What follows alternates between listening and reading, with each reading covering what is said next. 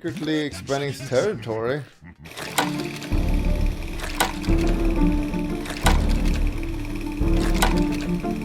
What you are seeing are small islands located in the middle of the South China Sea.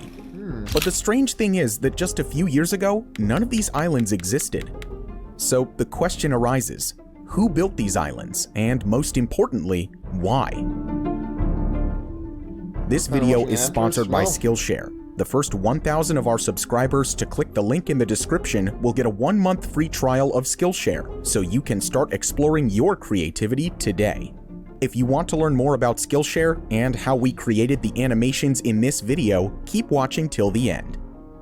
Before we get into how China is secretly expanding its territory, we need to understand the conflict in the region. Hope you have a the wonderful South China Sea has been an area of SEA countries, controversy for decades, starting back in 1982 when the United Nations established the Law of the Sea, which regulates the international sea rights of the neighboring states.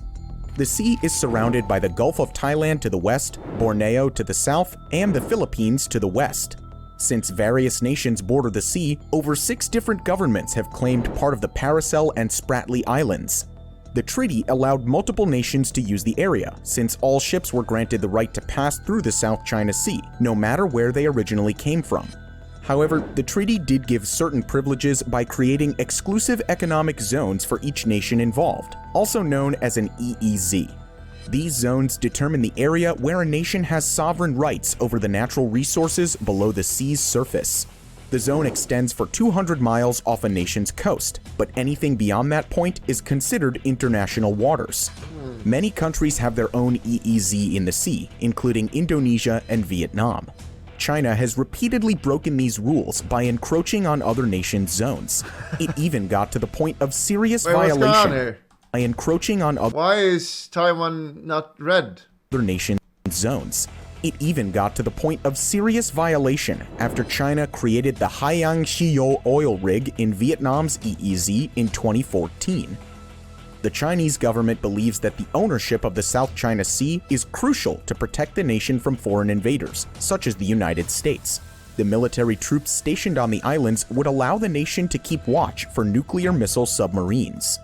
Plus, these troops could protect China from a potential attack on the mainland. China also uses the sea to transport millions of tons of goods, which is vital to international trade. In total, 1/3 of the global sea trade passes through this region each year.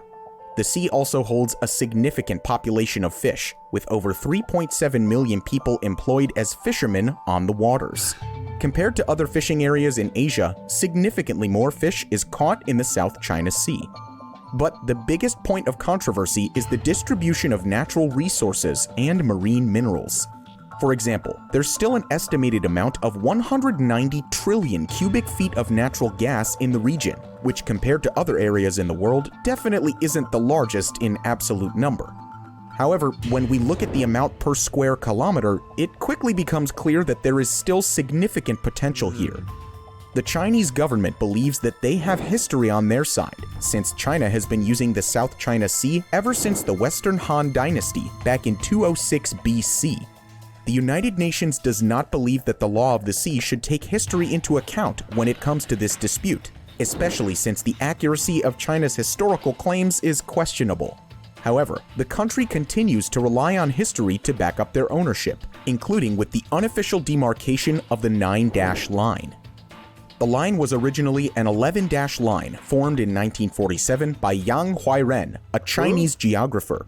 He drew a U-shaped line to separate the territory into 2 areas, one owned by China and the other owned by the neighboring countries. The line eventually turned into 9 dashes instead of 11, but never became legally binding. Although most people see the line as meaningless in terms of international law, China is still using it to defend its supposed rights over the sea. The Spratlys Islands are a particularly contentious area in the South China Sea. Located just above Malaysia, between the Philippines and Vietnam, all 3 of these countries, along with China, believe that they are the rightful owners of at least part of the islands. Most of these nations want to extend their territory and perhaps their EEZ, which would only be possible through formal ownership. Vietnam and Malaysia have both tried to submit claims to the United Nations to extend their EEZ farther than the 200-mile limit in order to have legal rights over a portion of the islands, but China has repeatedly protested these motions. Vietnam, China, and the Philippines have all built military facilities on the islands to exert their power, but China went even a step further by building entirely new artificial islands. When Vietnam started to take control of the Paracel Islands in 2009, China decided to fight back. The nation began to militarize the islands despite previous international agreements. In 2013, China started to take it way too far by building their own artificial islands in the South China Sea. Countries across the globe have shown their disapproval for this project, but the nation has continued to build on the water. Unfortunately for China, the islands have recently become unstable and are sinking into the sea. Surrounding countries were not too worried when China first started constructing these islands. The nation built 7 islands near the Spratlys Islands in 2016 and expanded into the Paracel Islands in 2017. The project only attracted international attention once China began to secretly build functional air and naval bases on the land. We continue our look this morning at what China does not want you to see. Territorial tensions are escalating In the South China Sea, the superpower is reclaiming land in disputed waters. They also developed radar facilities and underground storage structures to hold weaponry. Over time, China has continued to build more and more on the island, hoping to eventually take complete ownership over major areas of the contested Spratlys Islands. To make the islands, China is building on top of existing structures. This can be anything from land to rocks to coral reefs. In order for the islands to be strong enough to hold buildings and military bases, the construction workers dredge up additional sand from the ocean floor through a system of tubes. The tubes carry the sand from the floor and stack it on top of the original formation. My God, it's gonna cost so much When that money. structure is strong enough, cement is placed on top of the sand in order to create a flat foundation for new buildings. The process is extremely harmful to marine life since it alters the sand on the ocean floor that the sea creatures depend on. Dredging can also bring harmful and even toxic organisms into the oceans, ultimately destroying the ecosystems. Beijing claimed that they would try to reverse the environmental damage that the construction caused, but some of the effects on marine life are likely irreversible.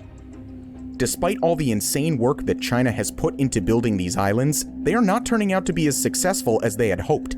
The infrastructure has completely deteriorated through time due to the tropical humid climate. The foundations have cracked underneath the pressure of the buildings on top, which has caused some of the islands to begin sinking into the sea. This will make it nearly impossible for the already weakened islands to survive typhoon season. But China is not the only nation who is trying to secretly expand its territory. Beginning in 2015, Vietnam has been working on 10 new islands in the South China Sea. But when compared in acres, China has artificially built 20 times the amount of land. The Vietnamese government claims that their choice to build their own islands is purely for self-defense and will not wage a war in any way. They hope that this construction will show that Vietnam still wants some sort of autonomy over part of the South China Sea.